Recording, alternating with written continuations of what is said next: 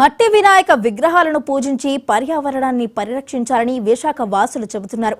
మట్టి విగ్రహాలను పూజించడం ద్వారా ఎన్నో లాభాలు ఉన్నాయని, నీరు కలుషితం కాకుండా కాపాడుకోవడంతో పాటు ప్లాస్టర్ ఆఫ్ ప్యారిస్ వాడకం తగ్గడం, క్యాన్సర్ కారణమయ్యే రంగులను నిరోధించడం వంటి ఉపయోగాలు చాలా ఉన్నాయని అంటున్నారు. మట్టి విగ్రహాలని పూజించడం బాధ్యతగా తీసుకోవాలని కోరుతున్నారు. ప్రజల్లో ఇప్పటికే చైతన్యం ఉన్న కొంతమంది పాటించడం లేదని, అందరూ వివిధ మట్టి విగ్రహాలను పూజించాలని అంటున్నారు. దీనిపై మా ప్రతినిధి ఉదయ్ మరింత సమాచారాన్ని అందిస్తారు. చిన్న పెద్ద తేడా లేకుండా అందరూ ఎంతో ఇష్టంగా జరుపుకునే పండుగ, హిందూ పండుగ ఏదైనా ఉన్నదంటే అది ప్రధానంగా చెప్పాలంటే వినాయక చవితి. వినాయక చవితితోటే మన హిందూ పండుగలన్నీ కూడా స్టార్ట్ అవుతాయి. ఇక్కడి నుంచి కంటిన్యూస్గా పండుగలు ఉంటాయి.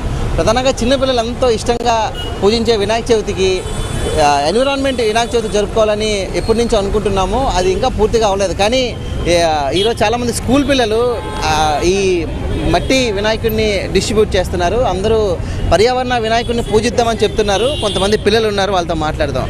ఏం చెప్తారు, ఏ మెసేజ్ ఇద్దాం అనుకుంటున్నారు? అంటే అందరూ గణపతి చవితి వస్తుంది, గణేష్ చతుర్థి వస్తుంది అంటే మంచిగా రంగులున్న పెద్ద పెద్ద వినాయకుడిని కొంటారు. కానీ మేమేం చెప్తాము అంటే మట్టిదైన దేవుడు మనం ఎంత బాగా మనసుతో పూజ చేస్తున్నామా అని దాన్ని మాత్రమే చూస్తారు.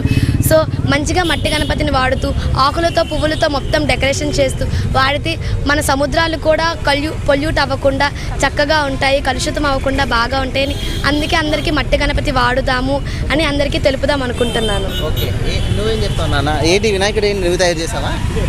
Actually, it is it was made by మట్టి వినాయకుడిని ఎందుకు పూజించాలి? I would actually like to talk about waste management challenges. తెలుగులో చెప్పాలంటే నేనేం ఫీల్ అవుతున్నానంటే ఇప్పుడు ఈ సమాజంలోని చాలామంది గణేష్ చతుర్థి అనగానే చాలా రంగులేసిన ప్లాస్టర్ ఆఫ్ ప్యారిస్ వినాయకుల్ని వాడుతున్నారు. అది మన పర్యావరణాన్ని చాలా కలుషితం చేస్తుంది. దానిని అరికట్టి అందరూ ఇలా మట్టి వినాయకులతో పూజ చేసుకోవాలని నేను మనస్ఫూర్తిగా కోరుకుంటున్నాను. Thank you. మట్టి గణపతిని పూజిద్దాం, పర్యావరణాన్ని కాపాడదాం అంటున్నారు విశాఖ వాసులు. దీనికి సంబంధించి రోటరీ క్లబ్ ఆధ్వర్యంలో ఈరోజు మట్టి గణపతిని అందరికీ కూడా పంచుతూ కూడా మట్టి గణపతిని పూజించండి, పర్యావరణం కాపాడమంటున్నారు. కొంతమంది ఉన్నారు, మాట్లాడదాం విశాఖ వాసులు. ఏం చెప్తారు మేడం, మట్టి గణపతిని ఎందుకు పూజించాలంటారు? నమస్కారం అండి. మేము ఇది గత 15 ఇయర్స్గా చేస్తున్న డిస్ట్రిబ్యూషన్ అండి.